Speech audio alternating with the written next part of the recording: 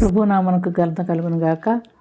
పౌలు భక్తుడు ఫిలోమోనుకు రాసినటువంటి పత్రిక 10వ వాక్యం మనం చదువుకుంటున్నాం. కావున యుక్తమైన దాన్ని కూర్చి నీకు ఆజ్ఞాపించుటకు క్రీస్తునందు నాకు బహుధైర్యం కలిగి ఉన్నను.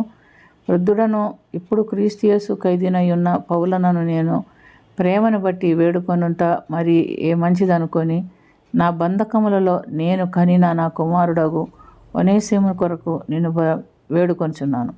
ప్రియమైనటువంటి దేవునిలారా, ఫిలోమోను పౌలు భక్తుడికి రాసినటువంటి పత్రిక ఒనేసిమును గురించి రాసినట్టుగా మనం చూస్తున్నాం. ఒనేసిము పౌలు భక్తునితో కూడా చెరసాల్లో ఉంటున్నట్టుగా గమనిస్తున్నాం. అటువంటి సమయంలో ఒనేసిముని ఆత్మ దేవుని కొరకు మరి పౌలు భక్తుని ద్వారా పట్టబడినట్టుగా గమనిస్తున్నాం. అందుకు మునుపు ఈ యొక్క ఫిలోమోను యొద్ద పనిచేయవాడుగా ఒనేసిము ఉంటున్నాడు. మరి ఎందు నిమిత్తమో ఏ పొరపాటు చేశాడో అది ఇక్కడ రాయలేదు, కానీ ఒక మాట మాత్రం చెప్పబడి ఉన్నాడు. అతను నీకేమైనా అచ్చుబడి ఉంటే నేను తీరుస్తానని చెప్తున్నట్టుగా మనం చూస్తున్నాం. ఈ ఒనేసిము తిరిగి మారు మనసు పొందిన తర్వాత పౌలు భక్తుడు తిరిగి అతన్ని మరలా ఫిలోమోను దగ్గరికే పంపిస్తున్నట్టుగా మనం గమనిస్తున్నాం. అతడు మునుపు నీకు నిష్ప్రయోజకుడు అయిన వాడే కానీ ఇప్పుడు నీకును నాకును ప్రయోజనకరమైన వాడాయను, నా ప్రాణం వంటి వాడాయను, అతన్ని నీ యొద్దకు నేను తిరిగి పంపి ఉన్నాను అని చెప్తున్నట్టుగా మనం చూస్తున్నాం. ఎందుకంటే నేను సువర్తమానం కొరకు బంధకంలో సువార్త కొరకు బంధకంలో ఉండగా నీకు ప్రతిగా అతడు నాకు పరిచర్య చేయ నిమిత్తం నా యొద్దకు అతన్ని ఉంచుకొనవలసి ఉంటుంది. కానీ నీ ఉపకారం బలవంతమైనది కాక స్వేచ్ఛాపూర్వకముగా అయిందై ఉండవలేనని నీ సమ్మతి లేకుండా ఏమీ చేయుటకు నాకు ఇష్టం లేదు.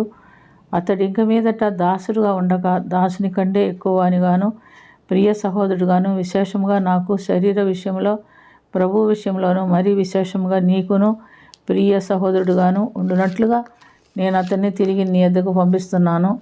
నీ యొద్ద ఎల్లప్పుడూ ఉండుటకై అతన్ని పంపిస్తున్నానని ఆయన చెప్తున్నట్టుగా మనం గమనిస్తున్నాం. కాబట్టి ప్రియమైనటువంటి దేవునిలారా, ఒకప్పుడు మరి ఒనేసిము ఫిలోమోను దగ్గర పనికి రాకుండా దూరంగా పంపివేయబడినట్టు చూస్తున్నాం.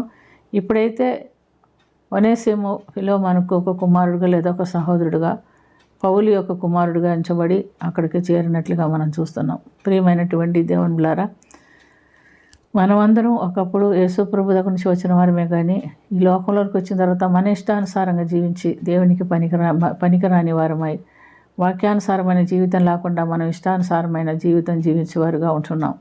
మన ఆత్మీయ జీవితానికి ఇదొక సాదృశ్యంగా ఉంటున్నది. కానీ ఎప్పుడైతే మనం యేసు ప్రభుని అంగీకరించి మారు మనసు రక్షణ పొందుతామో దేవునికి ప్రియ కుమారులుగా ప్రియమైన బిడ్డలుగా మనం ఎంపిక చేయబడుతున్నాం. తిరిగి తండ్రి ఎత్తుకు వెళ్ళటానికి మనకు అనుకూలత ఏర్పడుతుంది. కాబట్టి ఒనేసిము యొక్క జీవితము ఫిలోమోను అనేటువంటి అధికారి దగ్గర తిరిగి చేరటానికి పౌలు భక్తుడు సహాయకారి అయ్యాడు. మనందరి జీవితాలు తిరిగి తండ్రి దగ్గరకు చేరటానికి యేసు ప్రభు సహాయపడ్డాడు. అలాంటి ఆత్మీయ జీవితాన్ని గుర్తుపెట్టుకొని ఈ లోకం శాశ్వతం కాదనే విషయం తెలుసుకొని మనం కూడా ప్రభు వాక్యాన్ని బట్టి మన హృదయం మార్చుకొని మారు మనసు పొంది దేవుని రక్షణానుభవంలో జీవిస్తూ పరిశుద్ధానుభవంలో మనం ముందుకు సాగుతూ తండ్రి ఎదుగు చేరుటకు దేవుడు మనకును సహాయం చేయనుగాక. ప్రార్థన చేసుకుందాం. ప్రేమ కలిగిన తండ్రి, ఒకప్పుడు నా తండ్రి ఫిలోమోనుకు పనికిరానటువంటి ఒనేసిము పౌలు భక్తుని దగ్గరికి వచ్చి మారు మనసు పొంది రక్షణ పొంది ప్రియ కుమారుడిగా ఎంచబడ్డాడో మేము కూడా ఒకప్పుడు ఎందుకు పనికి మాలిన వారము, మీ కుమారుని ద్వారా మేము కూడా నీకు బిడ్డలుగా ఏర్పరచబడి నీ రాజ్యమునకు వారసులైనందుకు స్తోత్రము. మా జీవితాలు కూడా నీలో అంటుకట్టబడి నీలో జీవించుటకు మాకును మీరు సిద్ధపరచమని, మా జీవితాలు నీకు పనికొచ్చే పాత్రలుగా ఉండుటకు సహాయం చేయమని యేసుక్రీస్తు పుణ్య నామమున అడిగి వేడుకొంచున్నాము తండ్రి. ఆమేన్.